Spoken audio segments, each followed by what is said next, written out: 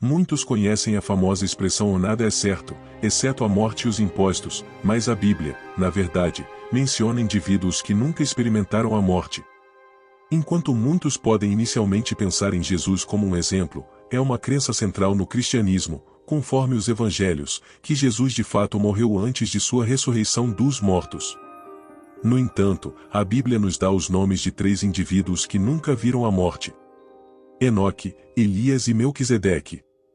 Enoque, o primeiro homem na Bíblia a ser dito que nunca morreu, foi um dos descendentes de Adão, não de Caim ou Abel, mas do terceiro filho de Adão e Eva. Ele também foi bisavô de Noé e tinha linhagem para outros personagens notáveis da Bíblia. Naquela época, em que Deus ainda não havia estabelecido um limite de vida de 120 anos, como mencionado em Gênesis capítulo 6 verso 3, muitos indivíduos viveram bem além de um século. No entanto, Enoque desafiou as expectativas, viveu até a idade de 365 anos. Durante esse período tumultuado antes do grande dilúvio, a maioria das pessoas não andava fielmente com Deus, elas seguiam seu próprio caminho, o caminho tortuoso do pecado. No entanto, Enoque se destacou por andar fielmente com Deus e desenvolver um relacionamento profundo com Ele. Em Gênesis capítulo 5 versos 22 e 24, lemos que Enoque andou com Deus e não foi mais encontrado, pois Deus o levou.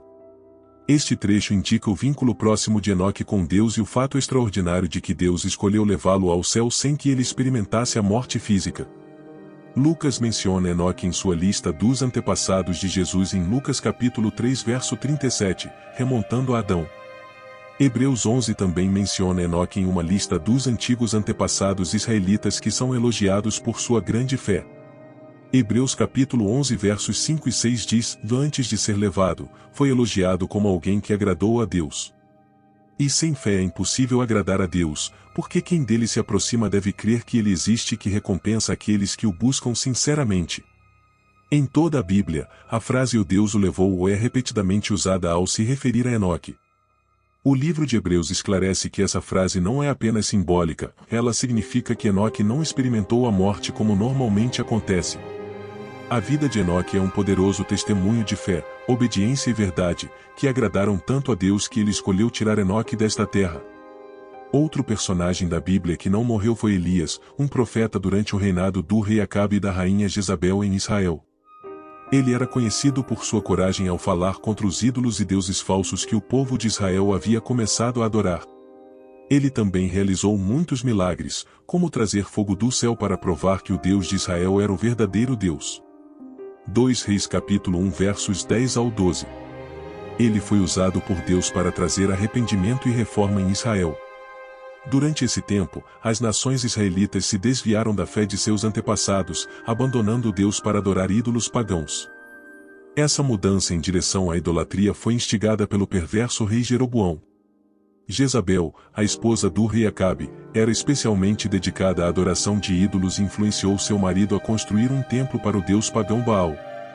Esse movimento levou muitos israelitas a se desviarem da adoração ao verdadeiro Deus, testemunhando o declínio espiritual de sua nação.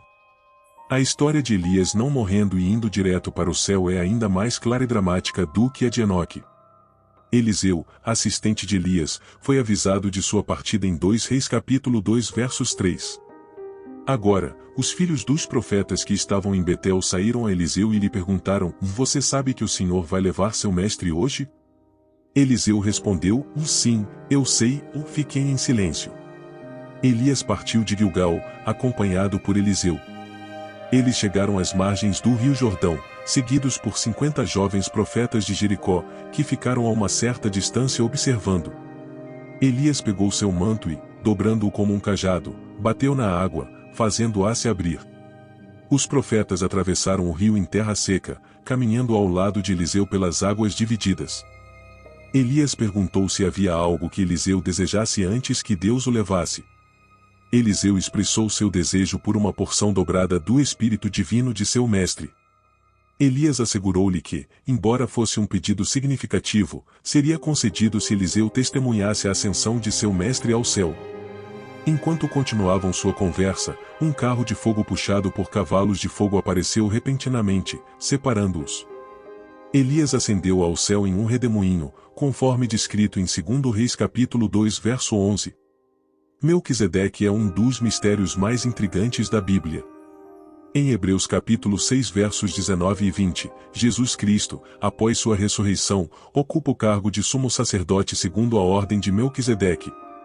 A tradução de Mofefe coloca isso de forma mais direta, afirmando que Jesus ocupa um status equivalente ao de Melquisedeque, descrito como tendo o mesmo status. Quem é Melquisedeque? Em primeiro lugar, vale ressaltar tanto do Antigo quanto do Novo Testamentos que o enigmático Melquisedeque serviu como sacerdote do Deus Altíssimo, como detalhado em Gênesis capítulo 14. Durante esse tempo, houve uma guerra entre várias cidades antigas em Canaã e na Mesopotâmia, e o sobrinho de Abraão, Ló, e sua família foram capturados. Quando um dos seguidores de Ló conseguiu escapar e entregar essa notícia a Abraão, ele tomou providências armando 318 de seus próprios servos e perseguindo os invasores. Ele os rastreou e conseguiu resgatar Ló e sua família, devolvendo-os em segurança às cidades cananeias. Em Gênesis capítulo 14 versos 18 ao 20. Melquisedeque, rei de Salém, trouxe pão e vinho. Ele era sacerdote do Deus Altíssimo, e abençoou Abraão, dizendo: Bendito seja Abraão pelo Deus Altíssimo, Criador dos céus e da terra. E bendito seja o Deus Altíssimo, que entregou seus inimigos em suas mãos. E Abraão deu a Melquisedeque 1/10 de tudo, pois o 10º significa totalidade. O mesmo indivíduo é mencionado no Salmo 110 verso 4, falando profeticamente de Cristo. Davi declarou: O Eterno jurou e não se arrependerá, tu és sacerdote para sempre, segundo a ordem de Melquisedeque. Já os teólogos e estudiosos da Bíblia dizem que Melquisedeque é uma teofania de Cristo. E o que significa teofania? De acordo com o dicionário, teofania significa manifestação de Deus, aparição divina. Por isso teólogos dizem que o encontro de Abraão com Melquisedeque foi o encontro da manifestação de Cristo, ou do próprio Deus. Gostou deste conteúdo? Então deixe seu like, compartilhe e inscreva-se no canal.